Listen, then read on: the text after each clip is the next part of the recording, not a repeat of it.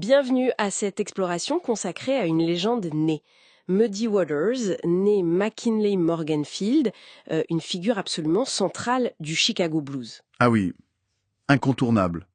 On dit parfois que son style, c'était comme une béatitude du delta qui tombait en pluie, une image assez parlante, je trouve. C'est très poétique, oui, et ça rappelle ses origines, le delta du Mississippi, la plantation Stovall. Exactement. Élevé par sa grand-mère, c'est elle qui lui donne ce surnom, Muddy le boueux, parce qu'il aimait jouer dans la boue près du Mississippi. Une enfance modeste, mais déjà baignée dans la musique, son père était musicien aussi. Tout à fait. L'environnement était musical. Et notre discussion, elle va s'appuyer sur une biographie assez détaillée de son parcours. L'idée, c'est de retracer un peu les étapes clés, comment il est passé des champs de coton à ce statut d'icône mondiale. Et ça commence très tôt pour lui. L'harmonica, il s'y met vers 7 ans, puis la guitare vers 13 ans, je crois. Avec cette fameuse guitare Stella achetée pour $2,50. une bouchée de pain, quoi. Et très vite, il écoute les grands de l'époque, enfin, les grands locaux.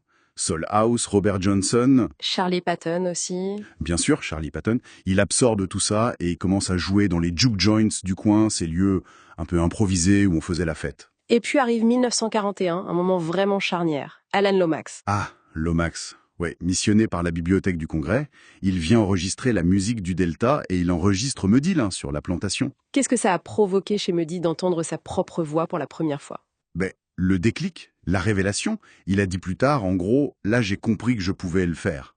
C'était fondateur pour lui. Même si ces enregistrements n'ont été publiés que bien plus tard. Oui, mais ils sont essentiels. Ils lui ont même valu un Grammy posthume, c'est dire. The Complete Plantation Recordings. Ensuite, 1943, le grand départ, direction Chicago. Oui. Alors il y a sûrement le contexte racial tendu dans le Sud qui joue, mais c'est aussi et surtout l'ambition musicale qu'il pousse. Et à Chicago, il découvre un autre monde. Les clubs sont bruyants, il faut se faire entendre. C'est ça. Et la solution, elle est radicale pour l'époque. Il branche sa guitare. Il passe à l'électrique. C'est la naissance du Chicago Blues moderne, en quelque sorte. Tout à fait. Ce n'est pas juste une question de volume, c'est une texture, une intensité nouvelle. Le son brut du delta qui rencontre l'énergie de la ville, l'électricité. Il est un peu aidé au début, non, par Big Bill Broonzy. Oui, Big Bill Broonzy, une autre figure énorme, l'aide à trouver des gigs, à entrer dans le circuit.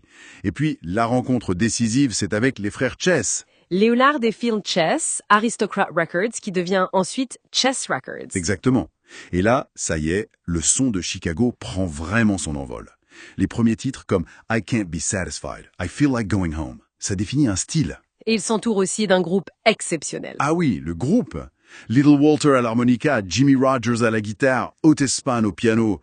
C'était une machine de guerre musicale. Une alchimie incroyable. Et les années 50, c'est l'âge d'or, avec une série de classiques. Indémodable. Hoochie Coochie Man, Manish Boy, Rolling Stone qui donnera son nom au groupe, Got My Mojo Working.